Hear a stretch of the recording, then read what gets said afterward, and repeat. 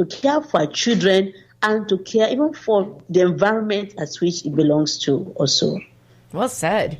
And what you're doing is helping so many people, and not only that, but I want to talk about the conditions and how it's different from here in the United States versus Africa too. I mean, because the resources are not as plenty. But first, you guys, we have to take our first break.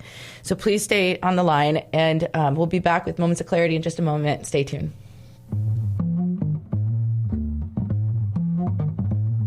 You're listening to Moments of Clarity with Tiffany Werner. We welcome your input at 866-826-1340. Tiffany will be right back after this. This is the Tan Talk Radio Network. Hi, this is Tiffany Werner, your host of Moments of Clarity. Living with a mental health disorder is not easy. If you or someone you know are struggling with this, please know it's so important to seek treatment, and I'm here to help. Please visit the website at momentsofclaritywithtiffany.com to view blog posts and resources on this site to help educate and inspire you to take action, because there's no shame in seeking help for mental health. While you're there, please take a few seconds to sign up for my email list. You'll get some extremely valuable educational and entertaining content that can be sent right to your inbox each week. Plus, you'll also get instant and free access to my guide on managing your anxiety. You can also follow me on Twitter at MOC with Tiffany and at Facebook at Tiffany Werner. And once again, the website is momentsofclaritywithtiffany.com. Thank you so much for your support and for listening to your show, because change can only come when we stand together as one. This is the Tan Talk Radio Network. We are back to Moments of Clarity with Tiffany Werner. To join in the discussion, call 866-826-1340. Now, here's Tiffany Werner. Hi, and welcome back. And if you're just tuning in, this is Moments of Clarity, and my name's Tiffany Werner. I'm a licensed mental health counselor, and I'm your host. And today, co-hosting with me is Kirkpatrick Miller. He was a co-host for Beyond Clarity and a friend of mine for years, and I just adore him, and a big mental health advocate. And his sister tragically lost her husband 2 years ago, so we're talking about, surviving, being a widow, and what people really go through, especially this time of year. And welcome back, Kirkpatrick Miller. Hi, Kirk. Thank you so much for being here. Well, what a nice show to do, especially during the holidays. And, I know for my sister, it's a struggle daily, no matter what. When you lose somebody that's close to you and that you love and that's part of your life, it can leave a big hole, and it takes a long time to kind of figure out ways to take good care of yourself, especially during the holidays, self-care. Like we talked about in the past, having just a plan for the holidays. So if things get really intense, you can kind of step away if you need to. So, planning ahead. So, and knowing what activities you want to be a part of. There's, I think a lot of times during the holidays, people feel really forced to do everything they used to. And overcompensate. Kind of the same way. Exactly. And that's something that, of course, you want to watch. And the guests that we have here, doing this in Africa is just wonderful. And just starting up a group. And it's something that I had never really thought about for my sister. And, having her have somebody else that can really talk to her and understand, I think it's really helpful. So what a wonderful show for this time of year. And hopefully everybody out there suffering can understand that, there are ways to deal with it and healthy ways to cope. And that's always the goal, of course, is, to live a happier life and, as best as we can each day. Couldn't agree more. So let me bring back our guest, and then we have a caller waiting as well. But she's the founder of highly esteemed Christian Widowers Empowered Organization. And she's calling in from Nigeria, Africa. And I want to welcome back to Moments of Clarity, Beatrice Yusufu. Thank you so much, Stephanie. It's lovely. And while we were on break, we had a caller call in. I think it's Carrie Phillips. Thank you for calling in, Carrie. Welcome to Moments of Clarity. Thank you, and thank you so much for having me and for your guests. Happy holidays. Thank you. Happy holidays. And thank you. Carrie, talk a little bit about what you do, because it's kind of tied in. And actually before, Beatrice was saying that your group and your organization really helped her when surviving. How are you? I'm doing great, Beatrice. Nice to connect with you virtually. I started my group, Young Widowed and Dating, in 2015. And despite the name, it's not necessarily tied to dating. It's more in line with kind of dealing with the guilt and the rejection that you often feel, kind of putting yourself out there again. So it's just kind of dealing with all the different things that go into dating. So there's no requirement that you be dating to be part of the group. Just kind of have an openness that, that others are moving forward in that way, and that is not going to set back your grief.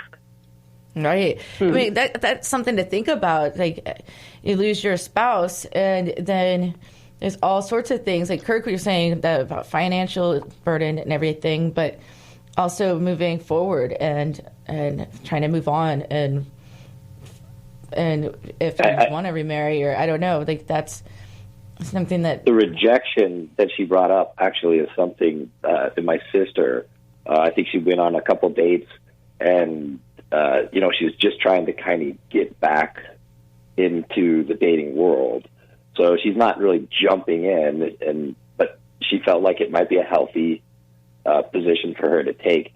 And when it didn't work out, she just continually blamed herself.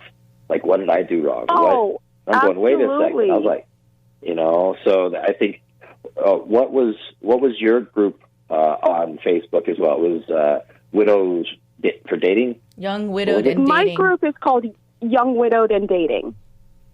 Yeah, so both of these are wonderful, and I will, and Beatrice, I will of course have, put yours up on Facebook and the Widows for Dating as well. I think both of those are helpful for anyone that's going through this, and I know my sister would have loved to have known about a couple of these things. So, thank you for calling in, Carrie, and for what you and Beatrice are doing. Beatrice, I really appreciate everything you both are doing, and from a personal perspective and knowing what my sister needs and some of the struggles she's had. So thanks for being here. I really do appreciate it. So Carrie, do you have any... The holidays. Yeah, the holidays. I was going to say, the holidays can be really tough. You're used to having, your set traditions that you have with your family. And as I think, Tiffany, you were mentioning, that you almost want to continue these traditions even though you're not in a good place and that it's doing more harm than good. And so I encourage someone to kind of just step back, and just because you didn't do it this year doesn't mean that you can't do it next year. So if it's causing you more pain to continue these traditions, it's okay to step back, maybe start a new tradition. Yeah, I couldn't agree more. Sometimes starting new traditions can be beneficial, not only for the family, but the kids too, rather than tying it to a bad memory of grief. I'm not a widow, but I have lost family. And, sometimes, stuff stays in storage because I don't feel like putting it out. Or this year, actually, I got a new tree, mostly because of my cat. I got a pencil tree, like a thinner one, because I'm afraid the kitten's going to climb it.